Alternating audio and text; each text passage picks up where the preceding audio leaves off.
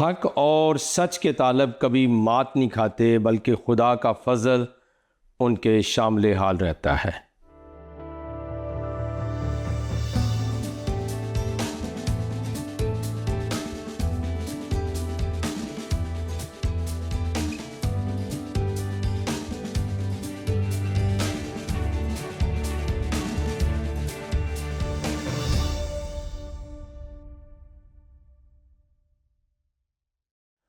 ناظرین، پروگرام دوستی کا ہاتھ بھائی صدیق کے ساتھ میں ہوں آپ کا میزبان پاسٹر صدیق پال۔ آپ سبوں کی خدمت میں سلام، شلوم اور السلام علیکم۔ حسب سابق اپنے پروگرام کا آغاز اس دعائے خیر کے ساتھ کرتے ہیں کہ آپ جہاں کہیں پر بھی ہیں اپنے عزیز و اقارب اور خاندان کے ساتھ سلامتی کے ساتھ ہوں، اور خدا تعالیٰ کی ذات قدوس آپ کو بڑی برکت دے۔ ناظرین، انتہائی اہم موضوع کے اوپر ہم پچھلے 3 ہفتوں کے پروگرامز میں بات کر رہے تھے، اور آج بھی ہم اسی ٹاپک کو آگے بڑھائیں گے۔ ٹاپک ہے قرآن کی فریاد، یعنی قرآن جو ہے وہ کچھ فریاد کر رہا ہے، اور اس کی بنیاد اس ٹاپک کی یہ ایک کتاب ہے قرآن کی فریاد، اور اس کے مصنف ہیں پروفیسر علی حسن مظفر صاحب۔ اور آج کے پروگرام میں ہم کچھ اور چیزوں کو آگے بڑھائیں گے، اور ہم ضروری سمجھتے ہیں کہ آپ سے عرض کر دیں کہ قرآن شریف کے بارے میں، پیغمبر اسلام کے بارے میں، یا دیگر جو پرسنالٹیز ہیں اسلام میں ان کے بارے میں اگر ہم خود سے کوئی اچھی بات بھی کہنا چاہیں تو اس کو الٹ بنا کر پیش کیا جاتا ہے، اور اس کو گستاخی یا پھر منافقت یا کفر کے نام سے تعبیر کر کے زندگی کو مشکل کر دیا جاتا ہے۔ اس لیے میں نے اس کتاب کا انتخاب کیا ہے، اور اپنے ٹاپک کا بھی، قرآن کی فریاد، اور ان تمام باتوں کے ذمہ دار چونکہ انہوں نے لکھی ہیں پروفیسر علی حسن مظفر صاحب ہے۔ آج میں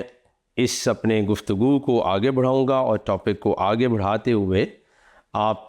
بڑی عجیب باتوں کو آج سنیں گے، اور یہ پیج نمبر 16 ہے قرآن کی فریاد کتاب، اور اس کے مصنف ہیں پروفیسر علی حسن مظفر صاحب۔ وہ یہ کہتے ہیں کہ یہ بات کتنی تعجب خیز ہے کہ جو کتاب دنیا کے تمام انسانوں کو اور خاص طور پر مسلمانوں کو ہدایت دینے آئی ہو، وہ فریاد کر رہی ہو، وہ چیخ و پکار کر رہی ہو، وہ اپنا المیہ اور نوحہ پڑھ کے سنا رہی ہو، اور وہ اپنی پین، اپنی سفرنگ کو اور اپنے پرابلم کو دنیا کے سامنے رکھ رہی ہو،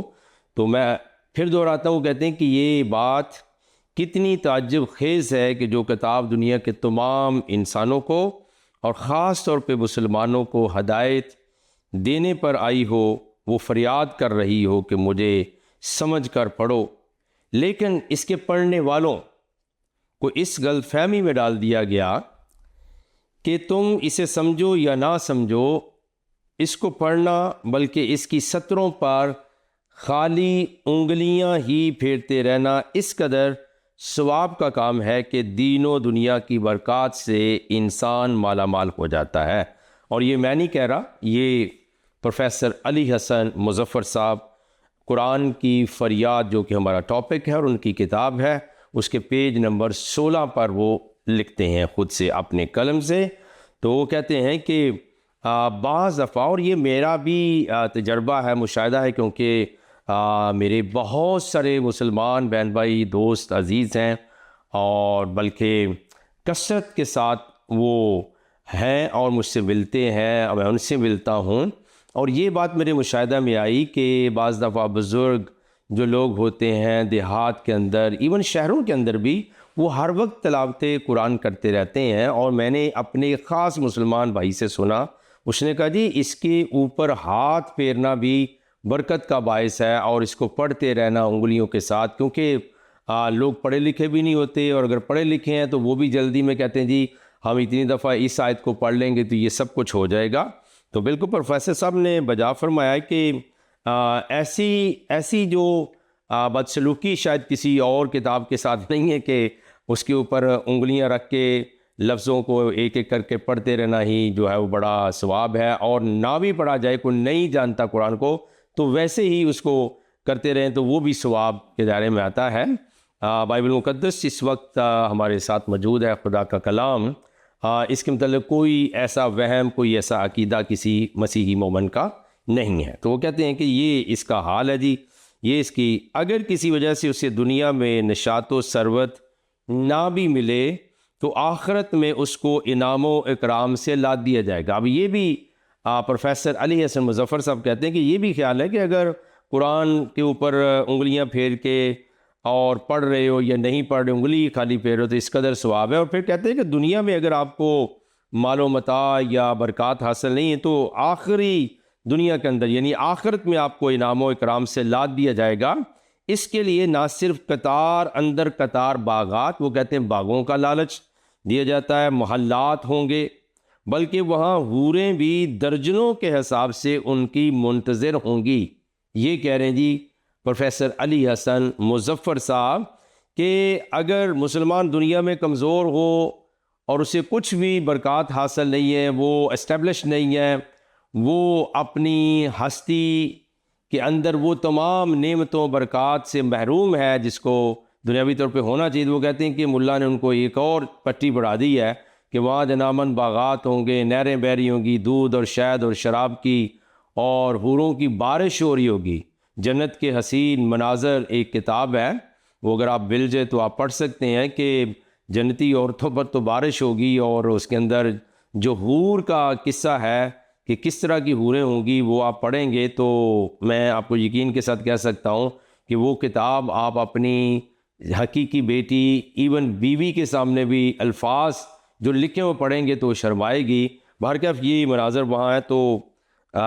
قرآن کی فریاد کے حوالے سے پروفیسر علی حسن مظفر صاحب کہتے ہیں کہ وہاں وہ حوریں منتظر ہوں گی اور اپنی مست نگاہوں، دراز زلفوں، گورے بدنوں اور کشادہ پیشانیوں سے وصل کے لیے بے قرار ہوں گی۔ اب یہ نقشہ کہتا ہے جی مست نگاہوں، دراز زلفوں، اور ایک یہ بھی حدیث میں مفہوم ہے کہ جب وہ پانی پئیں گی تو ان کا پانی جو ہے حلق سے نیچے اترتا ہوا نظر آئے گا، ان کی پنڈلیوں کا جو گودا ہے اندر سے وہ بھی نظر آئے، ٹرانسپیرنٹ قسم کی حوریں ہوں گی۔ تو بڑا عجیب سا منظر ہوگا کیونکہ وہاں جنتی تو سارے ہوں گے لیکن وہاں ٹرانسپیرنٹ جب ہوگا تو کوئی پردہ ہی نہیں ہوگا، تو ایک دوسرے کی حوروں کو دیکھیں گے، یہ کیا منظر ہوگا۔ بارکہ کہتے ہیں وصل کے لیے یعنی ملاپ کے لیے، انٹیمیسی کے لیے وہ بے قرار ہو رہی ہوں گی، اس قدر ان کے اندر شہوت ہوگی۔ اور پھر جنت کے حسین مناظر جو کتاب ہے اگر مل جائے تو ضرور پڑھیں، اس کے اندر لکھا ہے کہ وہ جو حور سے جب وہ سیکس کریں گے جنتی لوگ تو اس کے بعد دوبارہ وہ ورجن ہو جائے گی، کماری ہوگی، باکرہ ہوگی، اور جو مرد ہیں ان کی طاقت پتہ نہیں کتنے سو مردوں کے برابر ہوگی اور کبھی بوڑھے نہ ہوں گے۔ تو بہرکیف یہ کافی بڑا چیپٹر ہے۔ اب وہ کہتے ہیں کہ جب یہ عالم ہوگا کہ قرآن کو صرف انگلیاں پھیرتے رہو تو یہ بھی ثواب ہے۔ پھر وہ کہتے ہیں کہ اگر یہاں کچھ نہیں ملا مسلمانوں کو تو ملا نے، پیروں نے ایک اور بات پڑھا دی کہ وہاں آپ کو حوریں ملیں گی، باغات ہوں گے، محلات ہوں گے، پھر وہ سیکس کرنے کے لیے، آپ کے ساتھ ملاپ کے لیے، انٹیمیسی کے لیے بے قرار ہو رہی ہوں گی۔ اب جب قرآن کی سطروں پر محض انگلیاں پھیرنے سے، اب یہ پروفیسر صاحب لکھ رہے ہیں، پیج نمبر 16 پیج ہے اس کتاب کا، قرآن کی فریاد، کہتے ہیں اب جب قرآن کی سطروں پر محض انگلیاں پھیرنے سے یا بغیر سمجھ بوجھ کے پڑھنے سے اس قدر انعامات اور عنایات ہیں تو پھر سمجھ بوجھ کر پڑھنے کی کیا ضرورت ہے۔ اب انہوں نے ایک طرح کا یہ فن کیا ہے، میں نہیں کہہ رہا، انہوں نے کیا، ان کے الفاظ ہیں کہ اگر قرآن کی سطروں پر، ان آیتوں پر انگلیاں پھیرنے سے اتنے انعام و اکرام مل سکتے ہیں تو کہتے ہیں پھر سمجھ کر قرآن کو پڑھنے کی کیا ضرورت ہے۔ اور یہ بالکل میں ان کی ایک جو نسبت ہے، تناسب ہے، وہ بھی پیش کر رہا ہوں۔ یہی وجہ ہے، وہ کہتے ہیں یہی وجہ ہے کہ آج تلاوت قرآن کرنے والوں کی 99% یعنی 99% جو تعداد ہے، فیصد تعداد جو ہے، قرآن کے مطالب و مفاہیم اور اغراض و مقاصد سے بے بہرہ ہے۔ میں نے اکثر اپنے کئی لیکچرز میں یہ کہا تھا کہ 98 کہ وہ مجھے جب ضرورت پیش ہوئی، جب میں لیکچرنگ کر رہا تھا تو میں نے کہا کہ 98% مسلمان اپنے قرآن شریف کو خود بھی نہیں سمجھتے اور وہ بغیر سمجھے پڑھے جاتے ہیں، لیکن پروفیسر علی حسن مظفر صاحب نے تو یہ کہا کہ 99%، یہ 1% کو لوگ ہوں گے اور ان میں بڑا محتاط رویہ ہوگا کہ وہ قرآن کو سمجھتے ہیں کہ نہیں سمجھتے ہیں۔ تو یہ ہے جناباً قرآن کے ساتھ عشق کا معاملہ، ادب کا معاملہ، محبت کا معاملہ، اور خود سمجھ کے نہیں پڑھنا ہے، بالکل آپ نے ہاتھوں میں یہ سارا کچھ میں نے حال پڑھ کے سنایا۔ اور اگر خدا نہ خواستہ کہیں کوئی ایک پیج قرآن کا کرسچن کے محلے میں مل جائے یا کرسچن قریب سے بھی گزر جائے تو اس کے اوپر گستاخ قرآن کا فتویٰ لگا کر اس بستی کو جلا دو۔ اور اب یہ پھر بات کدھر جائے گی کہ قرآن آپ کو تو نہیں بدلتا ہے، لیکن لوگوں کو جلانے کے لیے اب قرآن کو استعمال کر لیتے ہیں۔ بہرکیف یہ کافی گمبھیر سا مسئلہ ہے، سینسٹیو ایشو بھی ہے۔ تو آگے وہ کہتے ہیں قرآن کو نہ سمجھ کر پڑھنے میں بھی برکات و انعامات کی یقین دہانی کی سازش غیروں نے کی ہے۔ اب پروفیسر صاحب یہاں تھوڑا سا اینگل تبدیل کر کے وہ کہتے ہیں یہ جو کہ قرآن کو سمجھ کے نہیں پڑھنا یہ غیروں نے کہا ہے۔ بھائی غیر کب کہہ رہے ہیں؟ صدیق پال آپ کا بھائی، آپ کا دوست یہاں موجود ہے۔ ہم تو ہمیشہ کہتے ہیں کہ قرآن شریف کو پڑھو اور ترجمے کے ساتھ پڑھو، سوچ سمجھ کے پڑھو اور بائبل مقدس کو پڑھو، تو خدا آپ کو حق کی طرف مائل کرے گا، اور آپ جب کتابیں پڑھیں گے تو موازنہ آپ کے پاس ہوگا اور پھر آپ اپنا فیصلہ بھی کر سکتے ہیں۔ اور یہ اس لیے کہ مسلمان کہیں قرآن کی اصل تعلیم سے آگاہ نہ ہو جائے، کیونکہ وہ سمجھے تھے کہ خدا، رسول اور قرآن سے محبت رکھنے والی اس قوم نے اگر قرآن کی تعلیمات کو اپنا لیا تو پھر ان مسلم دشمن طاقتوں کا اس دنیا میں کوئی مقام نہ بن سکے گا۔ پھر وہ کہتے ہیں کہ بدقسمتی یہ ہوئی کہ غیروں کی اس سازش کو ہمارے مبلغین، اب اندازہ کیجیے غیر جو ہے، غیروں سے مراد وہ غیر مسلم کو کہہ رہے ہوں گے، اور جو بھی ہیں ان میں اہل یہود بھی آتے ہیں، اہل مسیحیت بھی آتے ہیں، اہل حنود بھی آتے ہیں، ہندو بھی، اہل سکھ بھی آتے ہیں، کچھ اور بھی آتے ہوں گے۔ تو خیر یہ پروفیسر علی حسن مظفر صاحب کو پتا ہو کہ ان کو غیر کہہ رہے ہیں۔ وہ کہتے ہیں جی اتنا اثر کیا کہ ہمارے مبلغین جو تبلیغ کرنے والے لوگ تھے اور مدرسین اور جو مدرسہ چلانے والے تھے اور وارثان ممبر رسول نے بھی قبول کر لیا، یعنی جو رسول کے ممبر پر مسجد میں بیٹھ کے خطبہ دیتے ہیں انہوں نے ایسا کیوں کیا؟ کیسے؟ کیا یہ ایک لمبی داستان ہے۔ وہ کہتے ہیں کہ انہوں نے ایسا کیوں قبول کر لیا؟ غیروں نے جو پڑھایا وہ پڑھ لیا، تو اس کا مطلب وہ غیروں کی زبان ذرا سمجھتے ہیں اور قرآن کی زبان تو نہیں سمجھتے۔ تو اب قرآن کے جو مخالف ہے پھر وہ کون ہوا؟ خیر آگے جا کر ہم تذکرہ ضرور کریں گے، لیکن بات یہ ہے کہ وہ کہتے ہیں کہ یہ ایک لمبا قصہ ہے جس کا مختصر خاکہ آنے والے صفحات میں آپ کو نظر آئے گا، اور ہمارا بھی ایمان ہے کہ یہ قرآن کی فریاد پارٹ نمبر 1 کا آخری چوتھا آج کا پروگرام ہے جو آپ کے ساتھ میں کر رہا ہوں دوستی کا بھائی صدیق کے ساتھ، لیکن کچھ اور پروگرام بھی ہمیں کرنے پڑیں گے تاکہ پارٹ 2 میں جیسے پروفیسر صاحب نے لکھا ہے کہ آنے والے صفحات میں پیجز میں آپ وہ بھی سنیں گے، وہ بھی ہم آپ کو سنا دیں۔ اور آگے وہ یہ کہتے ہیں کہ بڑی وہ حیرت انگیز بات کہتے ہیں۔ اب کہتے ہیں اب یہاں سوال پیدا ہوتا ہے کہ مسلمان ایسا کیوں نہ کر سکے کہ وہ قرآن پر غور و فکر کریں۔ اس کی وجہ یہ ہے کہ جب دنیا میں روشنی آئی تو مسلمانوں کو یہ کہہ کر اس روشنی سے محروم کر دیا گیا کہ یہ دنیا بیکار ہے، اصل زندگی تو آخرت کی زندگی ہے، لہذا تم اس کی فکر کرو، اس روشنی کی فکر چھوڑو، یہ تو ختم ہونے والی ہے، وہ روشنی ہمیشہ ہمیشہ رہنے والی ہے۔ دنیا کی روشنی حاصل کرنے کے لیے تو بہت محنت، جدوجہد اور کاوش کی ضرورت ہے، اور آخرت کی روشنی تو مفت میں حاصل ہو جاتی ہے۔ بس اللہ کا ذکر کرتے رہو، تسبیحات پھیرتے رہو، نماز روزے کی پابندی کرو، ہر روز قبر کو یاد کرو، پیروں اور ولیوں کی خدمت کرو، مزاروں پر چڑھاوے چڑھاؤ، مولویوں کے وظیفے لگاؤ۔ اور پھر آگے وہ لکھتے ہیں جینا مرنا نکاح و طلاق انہی کے ہاتھ سے انجام دو، اور ہر صبح قرآن کی تلاوت، بے شک سمجھ نہ آئے تو بھی بس تمہیں کسی قسم کا فکر کرنے کی ضرورت نہیں ہے، اس طرح تمہیں آخرت کی روشنی نصیب ہو جائے گی۔ اب دیکھیے قرآن کیا کہتا ہے کہ قیامت کے دن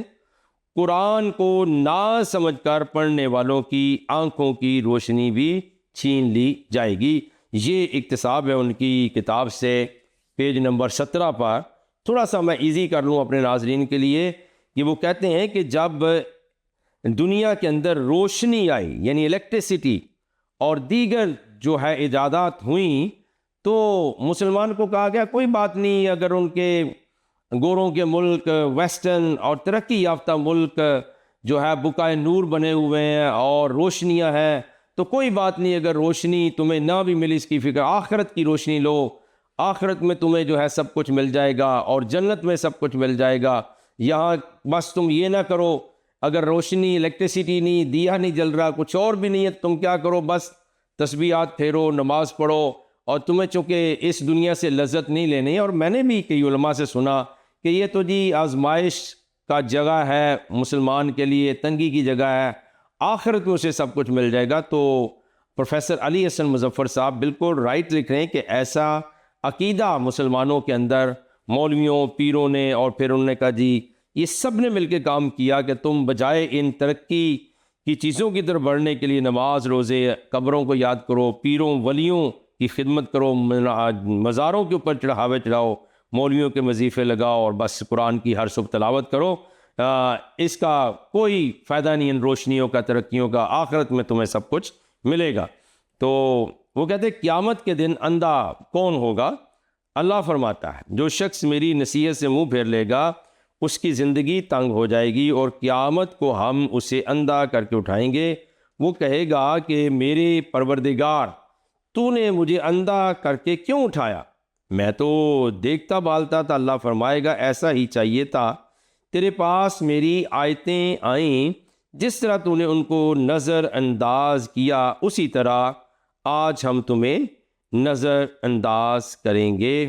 یہ وہ قرآن شریف کا حوالہ دے رہے ہیں، سورہ طٰہٰ کا آیت نمبر 124 سے لے کر 126 تک۔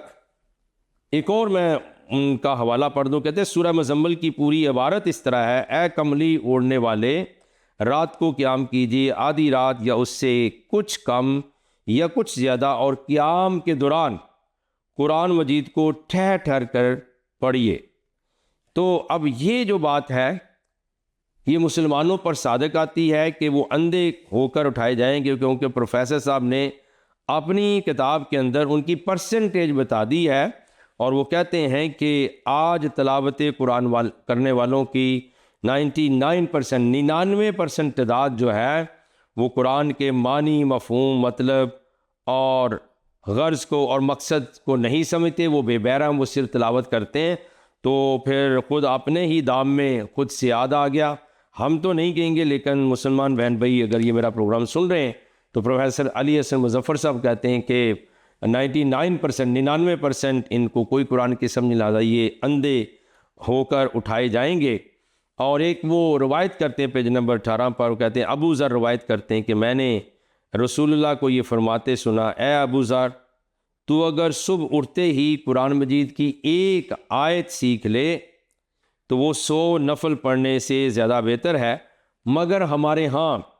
اس روایت کا مفہوم ناظرہ لیا جاتا ہے۔ ناظرہ قرآن یعنی یہ دیکھ کے پڑھا جاتا ہے، جو ٹھیک نہیں، بلکہ قرآن ترجمے کے ساتھ سیکھنے کی تاکید ہے۔ یہ پروفیسر صاحب کا نچوڑ ہے کہ ہمارے ہاں رواج کیا کہتے بجائے کہ قرآن کو سمجھا جائے، نہیں سمجھنے کے بجائے ہم روایت ڈال دی کہ اس کو ناظرہ پڑھیں۔ اور کئی لوگ تو بسوں کے اندر، ٹرینوں کے اندر، میں خود بھی سفر کرتا رہتا ہوں، کوئی جگہ نہیں چھوڑتے باجی قرآن اٹھایا، لیکن وہ ویسے ہی پڑھتے رہتے ہیں۔ اب ان کو منع کر کے دیکھیں جی یہ جو پڑھ رہے ہیں آپ کو سمجھ آ رہا ہے، وہ آپ کے گلے پڑ جائیں گے، وہ کہیں گے ثواب ہے جی۔ یہ آپ مشاہدہ کریں، آپ جو ہے وہ تجربہ کر لیں اور آپ کو پتہ چل جائے گا کہ کیسے ہے۔ ناظرہ کے نظریے کو کہتے کیسے جو ہے وہ پروموشن دی گئی، ناظرہ یعنی دیکھ کر قرآن مجید کو پڑھنا بغیر سمجھ کے، کہتے نظریے کو تقویت ایصال ثواب کے پروپیگنڈے نے بچائی ہے۔ ایصال ثواب کا مطلب یہ ہوتا ہے کہ جو بندہ مر گیا ہے اس کے لیے اگر آپ قرآن شریف کی آیتیں، صورتیں پڑھتے ہیں یا کوئی اور مسجد بنا دیتے ہیں تو اس کا ثواب اس کو پہنچتا ہے، اور جو عذاب یا پنشمنٹ اللہ نے اس کو دینی اس سے وہ رہائی پا جاتا ہے۔ تو کہتے ہیں کہ پروپیگنڈا نے بچائی کہ اس کو پڑھ کر کسی کو بخشنا بہت بڑی نیکی ہے، یعنی بندہ مر گیا ہے اور اس کو پڑھ کے بخشتے رہیں۔ اب یہاں سمجھنے کی بات یہ ہے کہ ایصال ثواب کی بنیاد کیا ہے، وہ خود ہی کہتے ہیں ایصال ثواب کی بنیاد کیا ہے، کیا مرنے کے بعد ایک انسان کا عمل کسی دوسرے انسان کے کام آ سکتا ہے یا نہیں؟ یہ تمام مسئلہ صرف اسی بنیاد پر موقوف ہے۔ اگر یہ بنیاد درست ہے تو اس پر قائم شدہ عمارت بھی یقیناً درست ہے، اور اگر یہ بنیاد ہی سرے سے غلط ہے تو ظاہر ہے کہ اس پر تعمیر شدہ عمارت بھی غلط ہوگی۔ ہم افسوس کے ساتھ یہ کہنے پر مجبور ہیں، یہ پروفیسر صاحب کہتے ہیں، کہ جو طبقہ ایصال ثواب کا قائل ہے وہ اس عمارت کی بنیاد ہی کو نظر انداز کیے ہوئے ہے۔ اب وہ کہتے ہیں کہ اگر تو بندہ مر گیا ہے تو پھر دوسرے انسان کا جو جیتا ہے اس کا عمل اس کو کیسے پہنچ جاتا ہے؟ لیکن یہاں میں ضرور آپ کی توجہ مبذول کراؤں گا کہ بھائی اگر ایک بندہ فراڈ کرتے کرتے مر گیا ہے، چوری کرتے کرتے مر گیا ہے، زناکاری میں مر گیا ہے، دیگر برے کاموں میں مر گیا ہے، اس نے ساری عمر لوگوں کا حق چھینا ہے، تو مجھے بتائیے اللہ رب گاڈ کیسا انصاف والا ہے کہ اگر ہم پیچھے سے قرآن صرف پڑھتے رہیں اور اس کی روح بخشی جائے، وہ پنشمنٹ سے بچ جائے؟ تو یہ تو کسی دنیاوی کورٹ اور عدالت میں بھی یہ نہیں ہوتا، اور جس کو جو کیا ہوتا ہے اس کی سزا ملتی ہے۔ لیکن اگر اللہ کے دربار میں بھی ایسا ہی ہے، یہ مسلمانوں کی سوچ ایسی ہے، تو پھر یہ بہت بڑا پرابلم ہے۔ میں آپ کے ساتھ بائبل مقدس میں سے اسی تعلق کی بنیاد پر میں ایک بات آپ سے عرض کرنا چاہتا ہوں کہ بیسیکلی جو معاملہ ہے خدا کے کلام کا وہ کیسا ہے، اور وہ خدا کا کلام کہتا کیا ہے، کہ یہ کیسے ممکن ہے کہ آپ جو بات آپ کو سمجھ میں نہیں آتی، کہ الٹیمیٹلی یہ مشکل ہے کہ ایک انسان جو مر گیا ہے اور جو پیچھے رہنے والے انسان ہے وہ اس کی خلاصی ابدی ججمنٹ سے کیسے عدالت سے اس کو رہائی دلا سکتے ہیں۔ میرے پاس ایک حوالہ ہے، میں آپ کے ساتھ پڑھ کے سنانے لگا ہوں، اور آپ کو سمجھ آ جائے گی کہ خدا کا کلام کتنا کلیئر ہے۔ اور ادھر مسلمانوں کا جو عقیدہ ہے کہ مر جانے والے بندے کے لیے جتنا بھی ہو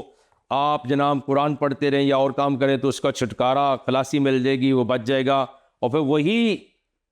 قرآن کی فریاد کا ٹاپک ہی ایسا ہے کہ پروفیسر علی حسن مظفر صاحب کہتے ہیں کہ یہ تو کوئی بات نہ ہوئی کہ مرنے والا مر گیا اور پھر اس کے پیچھے آپ کرتے رہیں، تو یہ خدا کا انصاف نہیں کہ کسی کی سفارش پر کسی کے قرآن پڑھنے سے آپ کو معافی مل جائے۔ بائبل مقدس چونکہ حق کی کتاب ہے اور خود قرآن شریف نے اس کی گواہی دی کہ یہ نور ہے، یہ ہدایت ہے، اور پھر یہ فرقان ہے، یعنی یہ فرق کر دینے والی چیزوں کو جدا جدا کرتی ہے۔ میں وائس کی کتاب بائبل مقدس میں موجود ہے، اور اس کا باب جو ہے وہ 9واں ہے، چیپٹر 9۔ اس کی میں چند آیتیں جو ہیں وہ آپ کو پڑھ کے سناتا ہوں،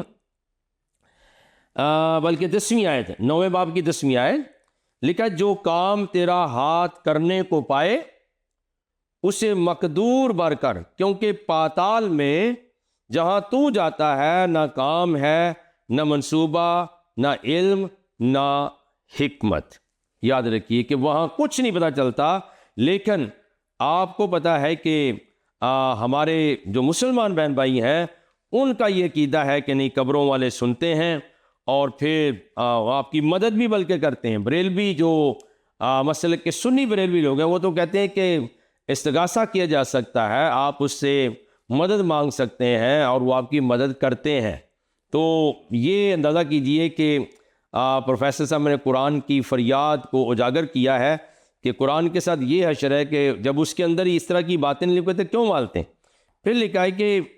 وہ خود ہی کہتے ہیں کہ تمام علماء اس پر متفق ہیں کہ ایک انسان کا عمل دوسرے کے کام نہیں آ سکتا، اور قیامت کے دن نہ ہی کسی کے برے اعمال دوسرے کے ساتھ تھوپ دیے جائیں گے، اور نہ ہی کسی کے اچھے اعمال کسی کو دے دیے جائیں گے۔ اچھے اور برے اعمال کی جزا سزا انسان کو خود ہی بھگتنا ہوگی۔ یہ ایک ایسا مسلمہ اصول ہے کہ جس پر دور نبوی سے آج تک مفسرین اور محدثین کا اجماع رہا ہے کہ کوئی کسی کو بخشوا ہی نہیں سکتا، اور اس اجماع کی وجہ یہ ہے کہ قرآن و سنت نے اسے اتنی وضاحت سے بیان کیا ہے کہ اب اس میں کسی ابہام کی کوئی گنجائش نہیں رہتی۔ اس مسلمہ اصول کی تائید میں کچھ حوالہ جات وہ قرآن شریف کے کہہ رہے ہیں۔ مثلا وہ کہتے ہیں کہ سورہ انعام کی سورہ نساء کی آیت نمبر 111 کا وہ دیتے ہیں حوالہ، اور جو شخص گناہ کا کام کرتا ہے وہ فقط اپنی ذات پر اس کا اثر پہنچاتا ہے، یہ پیج نمبر 19 ہے ان کی کتاب کا۔ پھر وہ سورہ الانعام کی 164ویں آیت کا حوالہ دے رہے ہیں، جو شخص بھی کوئی عمل کرتا ہے وہ اسی پر رہتا ہے اور کوئی دوسرے کا بوجھ نہ اٹھائے گا۔ سورہ لقمان کی آیت نمبر وہ 33 کا حوالہ دے رہے ہیں، وہ کہتے ہیں اے لوگو اپنے رب سے ڈرو اور اس دن سے ڈرو جس دن نہ کوئی باپ اپنے بیٹے کے کام آ سکے گا اور نہ ہی بیٹا اپنے باپ کے۔ سورہ فاطر کی آیت نمبر 18 کوٹ کر رہے ہیں، اگر کوئی بوجھ کا لدا ہوا کسی کو اپنا بوجھ اٹھانے کے لیے بلائے گا تب بھی وہ نہ اٹھائے گا اگرچہ وہ اس کا قرابت دار ہی کیوں نہ۔ تو وہ کہتے ہیں جی قرآن تو یہ کہہ رہا ہے کہ تو پھر قرآن پڑھ کے ایصال ثواب کیسے، کہ یہ میرا بھی یہ تجربہ رہا ہے اور میرا بالکل قریبی تعلق رہا ہے کہ 11ویں شریف کے ختم پر کل کے اوپر عرس کے اوپر یہی کہا جاتا ہے کہ اتنے قرآن اتنے سپاروں کا ثواب ہم جناب پیغمبر اسلام کی خدمت میں پیش کرتے ہیں، پھر صحابہ کرام کی خدمت پہ، پھر اولیاء کرام کی، پھر غوث اعظم کی، اور پھر اس خاص روح کے لیے۔ تو یہ معاملہ تو وہاں اسلام میں ہے، اس میں اور خاص طور پہ سنی بریلوی لوگ اور شیعہ لوگ بھی اس بات کے قائل ہیں۔ قرآن کریم کے نزول کا مقصد وہ کہتے ہیں کسی کو ایصال ثواب پہنچانا نہیں تھا، وہ کہتے ہیں کہ کسی کو بخشوانا مردے کو نہیں تھا بلکہ اس کو سمجھ کر عمل کرنا تھا، اس سے ہماری دنیا آخرت کی زندگی بہتر ہو جائے۔ قرآن ایک ایسی کتاب ہے جو بالکل واضح اور اب ہم سے پاک ہے۔ اس عقیدے کا شکار وہ کہتے ہیں کون لوگ ہوئے؟ ہندو پاکستان اور اس کے علاقے کے لوگ ہیں جہاں جہاں ایرانیوں کا اثر رہا، وہ کہتے ہیں، اور جہاں اسلام اجمیوں کے ذریعے پھیلا وہاں گڑبڑ ہوئی، لیکن جن مقامات پر اسلام عربوں کے ذریعے پھیلا، مثلا سعودی عرب، یمن، شام، فلسطین، مصر وغیرہ، وہاں کے لوگ ایصال ثواب کے عقیدے سے پاک ہیں۔ وہ کہتے ہیں وہ اس بات کو نہیں مانتے ہیں کہ کوئی بندہ گنہگار ہو کے مر جائے اور اس کو پیچھے قرآن ایصال ثواب کر دیں، پڑھ کے بخشتے رہیں تو اس کی روح کو آزادی مل جائے گی اور وہ بخشا جائے گا وہ جنوں۔ کہتے ہیں یہ صرف اجمیوں میں، ایرانیوں میں، انڈو پاک میں ہے، لیکن جہاں جہاں عرب اسلام ہے وہاں یہ نہیں ہے۔ تو قرآن کی فریاد کا ٹاپک آپ کو اچھا لگا ہوگا۔ آئیے ہم دعا مانگیں۔ رب کائنات ہم سب کو برکت دے، اپنا فضل، اپنا رحم فرما، اور میرے مسلمان بہن بھائیوں کو ہدایت اور روشنی عطا فرما تاکہ وہ نجات پائیں۔ یسوع مسیح کے نام سے مانگتے ہیں، آمین ثم آمین۔ آپ دیکھ رہے تھے پروگرام دوستی کا ہاتھ بھائی صدیق کے ساتھ۔ ناظرین آپ سے اجازت چاہتا ہوں، اگلے ہفتے پھر ملیں گے، تب تک کے لیے ایک دوسرے کو دعا میں یاد رکھیں۔ دیکھتے رہیے گا پروگرام دوستی کا ہاتھ بھائی صدیق کے ساتھ۔ بہت شکریہ۔